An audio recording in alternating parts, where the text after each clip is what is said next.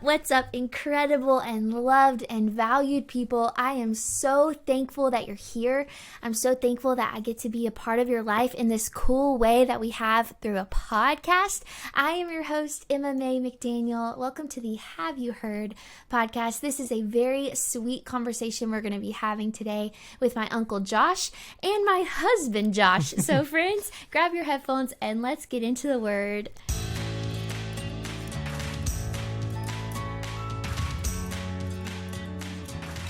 This is so much fun because we have Josh squared here with us. My Uncle Josh is tuning in, and this is so sweet because it's a conversation that is just mirroring so many deep, rich, helpful conversations that we've had on the phone countless times. And so I believe that this conversation here on the podcast is going to be just like that. And now I pray all of y'all get to experience the depth and the richness of it too and be encouraged by it. But Uncle Josh, I guess I have to specify. Uncle Josh, welcome to the podcast. Well, thank you, Emma. It's good to be here.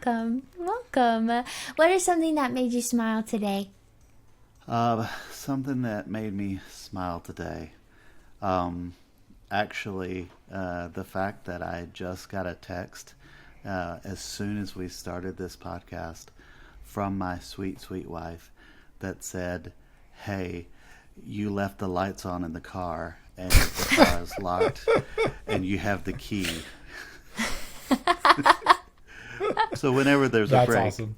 If you could go and turn the lights off, that would be great. And that's just pretty much a great snapshot of Uncle Josh. Right there. Lights on in the car. Lights on the car. Battery's about to die. It's all right. It's all right. It's going to be great. That's funny. That made me smile right there. What made you smile, Emma? I love that. And I love that's something you can smile about too. I feel like that comes with time. I feel like there are days where I may hear that and I'm like, oh, I'm so sorry. And I crawl into a shell because I feel so bad. But I love that. You got to just laugh. You have to, especially with me, because that's going to happen all the time, or something like that is going to happen. It's just par for the course. I relate to that. That's wonderful. Oh, something that made me smile today. Honestly, this conversation, I've been looking forward to this conversation for a long, long time. And like I said, I mean, me and Uncle Josh were literally on the phone yesterday, and he was like pouring into my life. And so this is no like far and few between type of thing. This is just really special, and I love that we're getting to do the podcast today. Yeah. Cool. Well, what about you? What about me? Yes.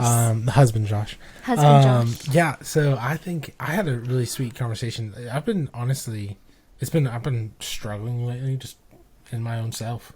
And I had a really encouraging conversation with my dad today. And so that was just in real life stuff. And so that was a very good, got to go have lunch with him, and it was awesome. So I think that definitely made me smile today. Yeah. I love that. Over some good kava. Over some good kava. Kava's good stuff. It's like a Mediterranean Chipotle. That's exactly what it is. Yeah, Chipotle is still better though. Josh, have you had kava? I don't think I have, but I'm not confident. You're up in Virginia. They got a good kava in Charlottesville. Yeah, just right there. Yeah, it's a good one. That's actually where I had my first kava. Yeah, see, I try to stay away from any large town. Well, that Charlottesville is yeah. I mean, Charlottesville's not really technically probably considered a large town, but for me, it's big enough that I'm usually staying at the house. That's so funny. With that said, I've probably since I want to say in the last 3 years I've been to Charlottesville maybe 4 times, and all of it has been to go to the airport. And we live 30 minutes away, so that'll awesome. Give you a little. The bigger towns, just not your speed. I'm good. I'm good to just be able to go to Walmart and come back in 5 minutes. I like that. That's nice. That's nice. Emma and we used to take dates to Charlottesville whenever we were in Lynchburg. We would take dates up to Charlottesville and go to Trader Joe's and enjoy that time up there. So that was fun. We enjoyed it, but I totally get it because it is a bustling town, and you can't get there without hitting tons of traffic. No, well, because it being a college town, there's Yeah. just there is a lot of traffic on any given day. So yeah, I try to kind of stay clear of those. I get it. I get it. Well, if you ever get there, Kava's a good pit stop. I have Maybe to on the way put it Podcast to is in the the- sponsored by Kava. Well, I think something really, really cool is that in one conversation we can talk about Kava and traffic and just the day-to-day things that happen of getting lunch with Dad and leaving the lights on in the car, to the really hard stuff that we're actually going to be spending a lot of our time in today, and that is the topic of pornography. And as I said that word, I am sure there are some of you listening and your hearts immediately dropped with shame, or maybe with a lot of heaviness and weariness because you're walking through that very thing with maybe not yourself, but with somebody who is struggling through that. Or maybe even you went into this mode of, I want to turn this off because I'm not in the place to hear a sermon on this. I'm not in a place to hear a message on this. And so I just want to encourage you, wherever you're at in that place, that you are so loved, and we're wanting to have this conversation to meet you right where you're at, to point you to the God who loves you, to point you to his truth that brings freedom, and coming from a place of different walks of life. Like my Uncle Josh, he's a marriage and family counselor. Josh has his own story of navigating pornography and wrestling with it and now walking in freedom from it. And I have never had that personal struggle, but I have gotten to walk alongside Josh as he was sharing with me, hey, Emma, this is a part of my past. Like, do you want to move forward with me in a relationship knowing that this is a part of my story? So we're all coming from different parts of our journey. So just know wherever you're at, you're not alone, and this is a safe place to grow. But I would love for Josh to kick off the first question of what we're going to be talking about today. Yeah, and I think to kind of even piggyback on what you just said, I think this is not going to be a sermon. This is a conversation, honestly, because Josh and I have had this conversation many of times, and so like we were planning on doing this podcast, just us two. But then we realized it's like, oh, no, Emma definitely needs to be in this conversation, in this podcast episode, because one, whenever we talk about pornography, whenever you talk about it, it's mainly talked about in the male, usually men struggle with pornography. However, that being the case, that is so not the case anymore. That it is women and men equally struggle with this. And so it would be doing a dishonor if it was just two guys talking about pornography, and having Emma, who has not struggled with pornography, but even my past, and some of y'all listening have listened in past episodes, that is a big part of my story. So Josh, I guess for the marriage and family counselor, just kind of start this off, is to the person who watched pornography last night or watched it last week, maybe feels that guilty or maybe doesn't feel guilty. Where do we start to find freedom from this very captive sin? Yeah. Well, so I like the word that you used there, freedom, because whenever we look at pornography, it's viewed in a bunch of different ways. So whether you're taking it on in that experience of guilt and shame or not, what it does is important to be able to. You need to be able to differentiate that in your head, and here's the reason why. There are many times when we experience things that are kind of addictions or addictive things that we partake in that maybe not necessarily are coping mechanisms per se, but there are many of those addictive things that we do that come from a place of those things being used as coping mechanisms. And that is a lot of what pornography can be. And so it's very important that we distinguish which one of these things is happening, because that's going to be very much aligned with, most likely, the person who's experiencing that and is feeling guilt or not. And so coping mechanism is important to be able to identify, because there are some actual healthy coping mechanisms that we can take part in it's really helpful for us to be able to kind of get through, especially if we're working to replace that. I love that you say that, because I feel like typically coping mechanisms has a negative connotation to it. So I just really appreciate that you said that there actually can be healthy ones. There's very healthy ones, like in our earlier conversation and prayer, one of the things that you identified in that prayer was, let the words of my mouth and the meditation of my heart be pleasing to you, O God, my rock and my redeemer. That scripture, which I learned in my teen years from old Tommy Powell, which your dad knows that guy. Yes. He taught both me and your dad that verse as we worked with him mowing yards and everything. That verse, here I am 30 years later, and it's significant. It's huge. And it is a great coping mechanism in helping me redirect my thoughts, my mind, in a way that just coming from me usually isn't going to happen. And so you want to be able to identify the tools that are there to be able to help cope with the struggles that we have. It's important to be able to identify that. So Scripture is one of those. Yeah. So are you saying that pornography is being used in a person's life as a negative coping mechanism? Yes. So it's like whenever, especially when you get into things like loneliness, stress, all of these things, particularly stress. Whenever you have huge levels of cortisol in your brain, one of those really nice ways to be able to redirect that and keep that cortisol from really overwhelming us is that dopamine hit that pornography brings.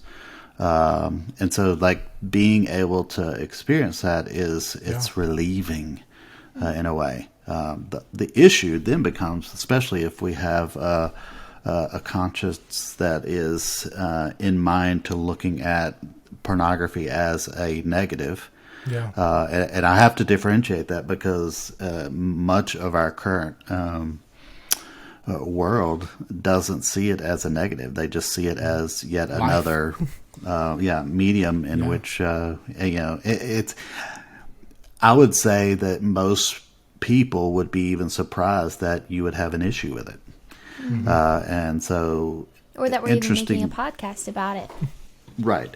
And I say that it is starting to shift, even with people who are not connected with the Lord and maybe not living a life as a Christian. It is still starting to shift because the reality is you have that much pornography in play in our world today. It has negative impacts, and we're seeing some of those negative impacts in a very real time. So that part is there. So it being a coping mechanism, the understanding that negative coping mechanism is actually working to keep us from being so stressed or dealing with the issue of whatever is causing us anxiety or wherever that fear is coming from. It's important for us to be able to identify, like, okay, I'm just not going to do pornography. It's like, that's great. And now what are you going to do with the stress, the fear, the anxiety, all the other things? Because those aren't going away. And so this is where you get stuck in a guilt loop because you're continually beating yourself up for continuing to struggle with this pornography. But the reality is it's the thing that's keeping you, being able to continue through all these stressful things. And so you have to be able to kind of recognize it and what it's bringing so that you can create some of those healthy countermeasures. Because if you don't, you're doomed to repeat it. Wow. So what it sounds like to me is that pornography is the ends of a mean, and the mean being man, I feel lonely. Like I'm being bullied at school, and I just feel like I'm the only person struggling, or I don't have a great family. And so this is where I can kind of escape my struggles, where I can kind of get away. And I mean, I notice that even myself, if I'm feeling a high anxiety, high depression, or a depression moment, or high anger, these are something that I lean back onto because A, it's consistent, and two, it kind of relieves me from that stress, and it relieves me from that. And I mean, I think that's the hardest part, because to kind of start that healing process, we have to really go to the actual means of it and the core of it, and talk about, okay, what is the actual root of my addiction, or what is the actual root of this causation? And I would even go to add, not only addressing what y'all are talking about regarding the root, I think too, Josh brought up, y'all both brought this up at the start of our conversation, of some people feeling guilty for it and some people may not. I think there's a necessity of acknowledging this isn't working. I'm craving relief, I'm craving peace, I'm craving contentment, and I'm continuing to find myself unsatisfied, and I'm realizing that this isn't going to be my solution long term. Right. But as long as we keep thinking that it's okay, or that this is my solution, then like you won't have ears to hear this conversation. And That's so right. not only identifying the root of why I'm doing this, but acknowledging, do you even think you need help? Do you even think that there's a better way to go about finding relief? Why do you want to stop? Yeah. Yes. Good. Well, so Emma, do you remember our first conversation when I was talking to you about the difference between first order and second order change? It's been a while. Yes, that was a while ago. It was. So the reason why I bring it up is because it speaks to what you were just saying. You know, the first order change is to stop doing it, stop doing it, stop it doing it. The second order change is to look at what is creating the stress, working to actually resolve those things in your life. So now that coping mechanism is no longer needed. And also replacing that negative coping mechanism with a healthier one. But like replacing it with a healthy one is still what we would call a first order shift, a first order change. You know, until you go to the source and really work towards creating, well, a heart change, so to speak, towards just life and how you deal with fear, how you deal with anxiety, how you deal with stress. That's what's going to create an opportunity or a longing for you to approach this in a different way. And this is before we even get into the question of your view of sex, its purpose in a relationship, in a marriage. And this is before all of that. And this is just in seeing pornography and its use as the coping mechanism. And it's important, too, to go back to this idea of the second order change, because like if you can work towards establishing a difference in how you approach things in your heart, your view of this is completely different.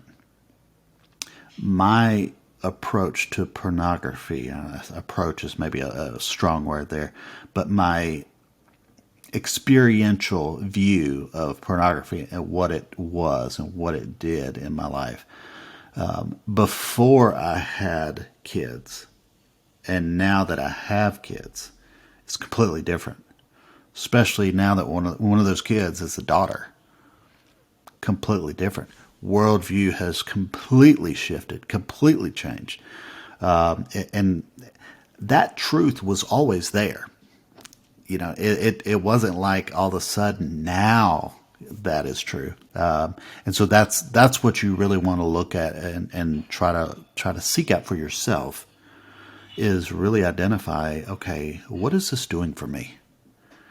Why is it I need to continually do this? And really explore that question, ask that question, because if it's not serving a purpose, then there's no value for you to continue, right? If there's a continual need for it to be there, then it's serving a purpose of some sort. And you really want to wrestle with that and look at it like, what is the purpose that it's serving? And identify that. That's an important key aspect here.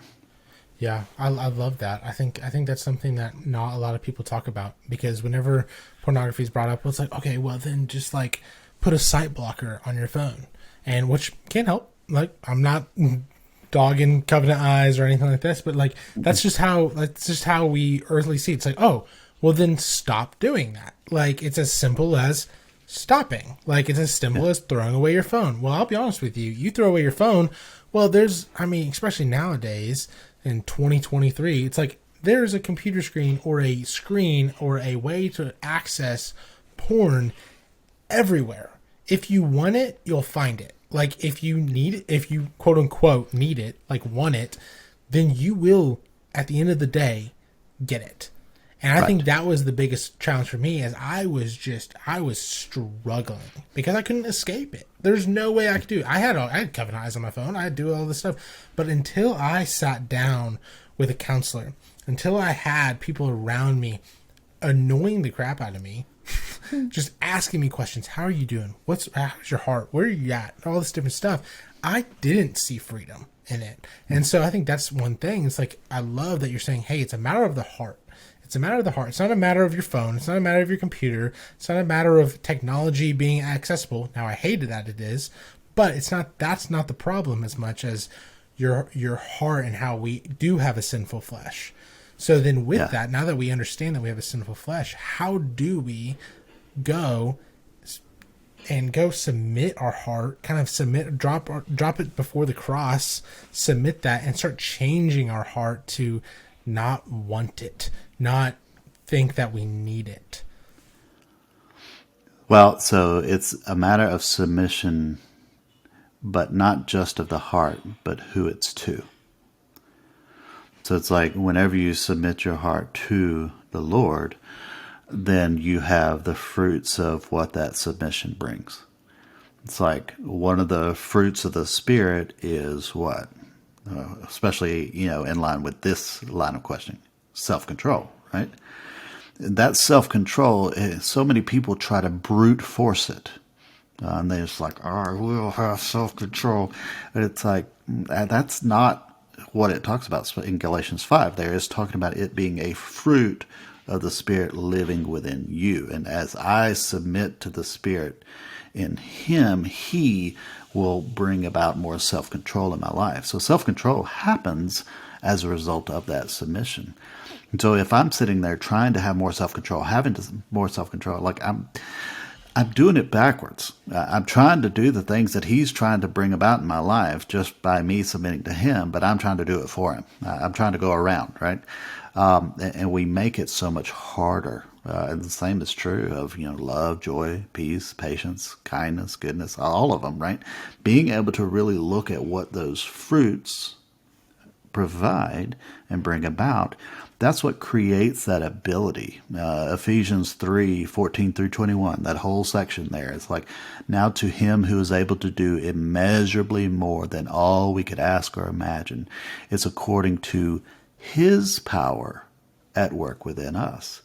And so many times we try to take that control. We try to brute force it and have the power. And it's like, it's His power at work within us. And being able to submit to Him in that gives us that ability to have that self-control. Again, the beauty of that is it brings about a whole different view of what's happening whenever you're approaching and confronting that challenging temptation of pornography. Like you said, there's nothing wrong with the Covenant Eyes. I'm very pro Covenant Eyes, as long as you realize the tool that it is. It's a first order tool that we put in place so that we can do the work over here through the heart and making sure that we have that blocker. If you only do the tool and not do the heart work, you will find a workaround somewhere. Absolutely. I believe in you. You will find it. You will find it. Yeah. This is so sweet how this conversation is going this way. I was reading this book, and y'all talking about this reminded me of it. I was reading this book, and it was called The Labor of Hope, because I've been reading all these pregnancy books lately. And this particular book is specifically like all of these gospel meditations regarding pregnancy, labor, and birth and motherhood, and how the Lord created it, He designed it, and all in Scripture, it points to like different times the Lord uses it to reveal who He is. And I can't remember exactly where it was, but it was in Isaiah, I believe, where He's referring to the people of God, the people of Israel, and it says that they like got to the point of labor, like they're laboring for their child, yet they do not ever deliver. And then He points to the New Testament of Christ and how like it is through Christ that we find true deliverance. And that may have not been the most eloquent as the book put it, but it was one of those nuggets I just grasped as I was reading this book, because the whole point of it was we try and find the relief, we try and find the freedom, we try and find our own deliverance on our own means, by our own willpower, by our own self-control. And God has pointed to the reality that we can't.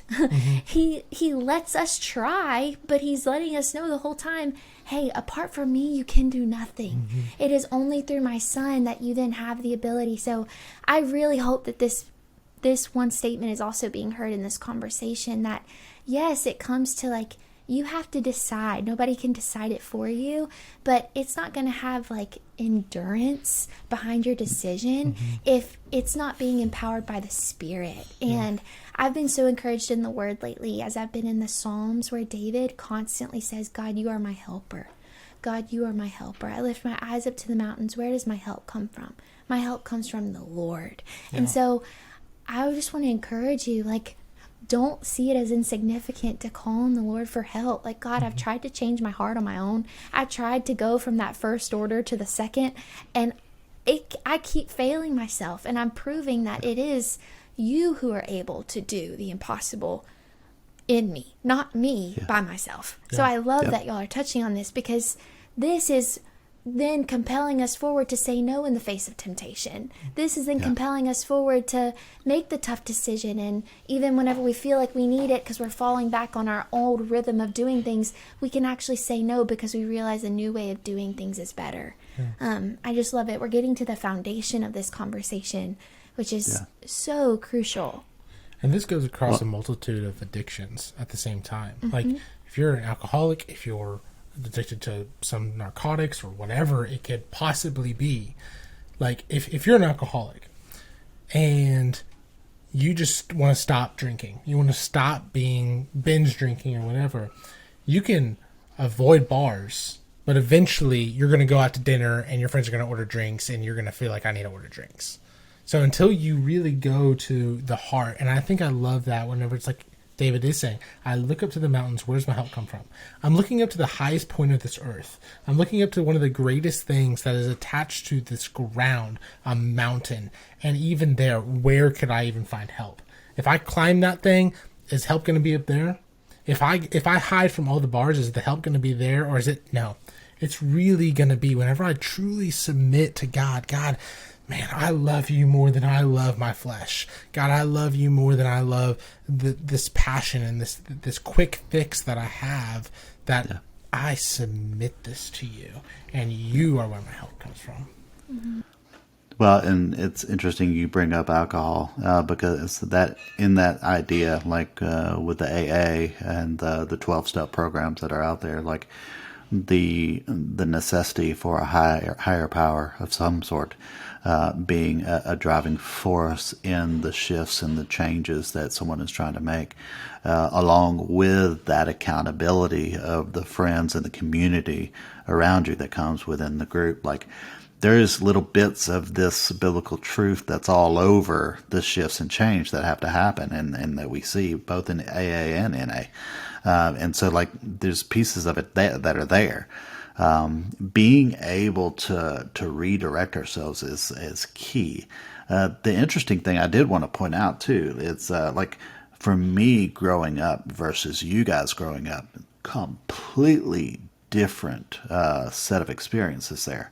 Like for me to decide that I was going to look at pornography, it was okay, I think I want to do this. I need to come up with some money, cash, and then I need to convince someone else to go buy it for me at the store. And then that person needs to ask the cashier to find the magazine behind the cashier that's in a brown paper bag and completely closed out. Like there's like, I don't know how many steps there that has to happen in order for that to take place. That's been removed. That is no longer the case.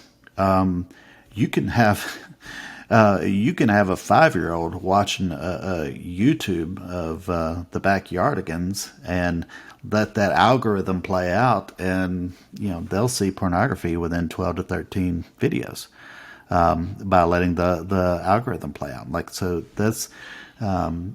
that's the world that we live in. So, Josh, to your point, the reason why it's so important now more than ever that it not just be that first order shift, that second order has to happen, that heart has to happen, is because you have to be able to do the work to get to a strength and to have the community around you and to have that relationship with the Lord in such a way that you can resist the temptation. You can turn away from it. And so that is important because it's going to happen because it is everywhere. And it's not just the device. You can get rid of the phone. But again, it's not the device. It's not the phone. Whether you're on the right or the left, conservative or liberal, there is a tendency for us to try to blame the item, the device, the thing that did the deed, so to speak. Whether we're talking about phones, TVs, guns, drugs, you can go all the way down, and it's like being able to kind of see how those devices are used is important, because I've seen them do good things and I've seen them do bad things. And it's so important to be able to see how those devices are being used, how those items are being used. And that is strictly from the heart of the user. And so that is why that is so important, to be able to really kind of explore the heart yourself of where you are and how you confront pornography. And something too that, Josh, that you mentioned at the beginning, it's not just guys anymore. It's a huge percentage in the 80 to 90 percentile of women who struggle with pornography now. And that stands to point towards our world right now. It's so visual. Everything is visual. COVID escalated that even more with the importance of the online world that we had to be able to get through that. But it escalated it even more. And so it's important for us to be able to see that it is a valuable tool. It comes with risk. And if we're not prepared, those risks will overcome us. Yeah. And I think one thing, kind of even talking legitimate about this conversation, just putting it into practical topics or practical ways that we can really take this away. What I know for me, it was I needed to go to counseling. I needed to have men of the same sex. Of if you're a woman, you need to have women around you, pouring into you, keeping you accountable. What are practical ways to begin to change your heart? Because I think even in me, there's a lot of times that I'm like, all right, God, man, I want to follow you. I submit this to you.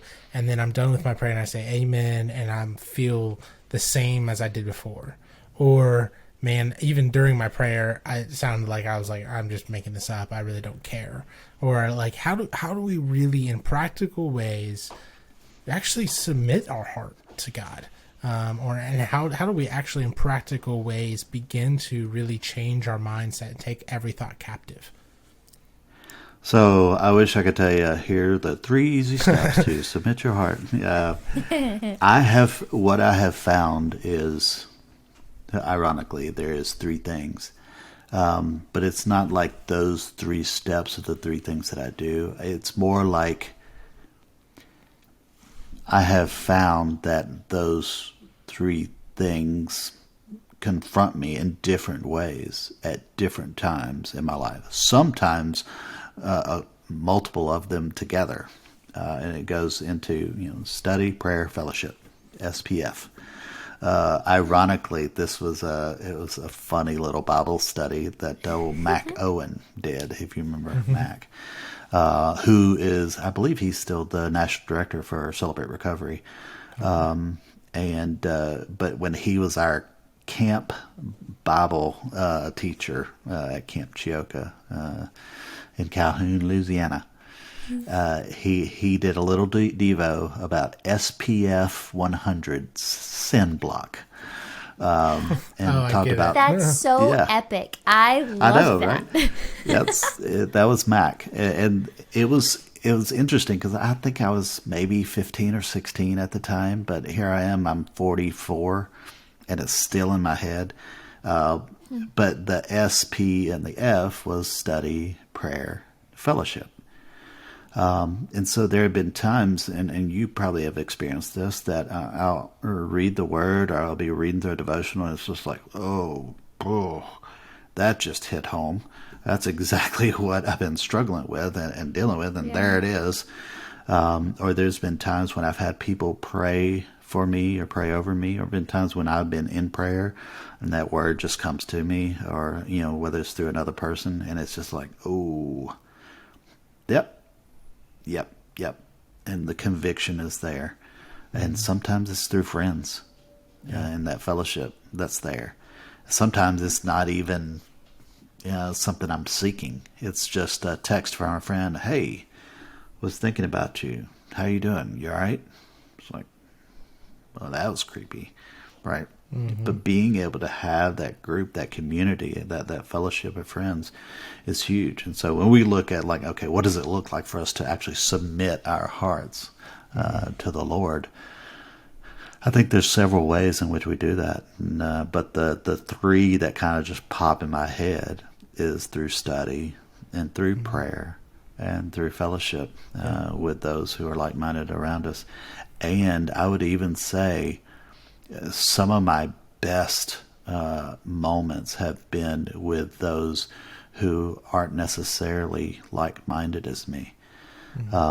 It's been some of the sweetest intimate moments of a real heart-to-heart with a person who cares for me, even though they don't agree with me.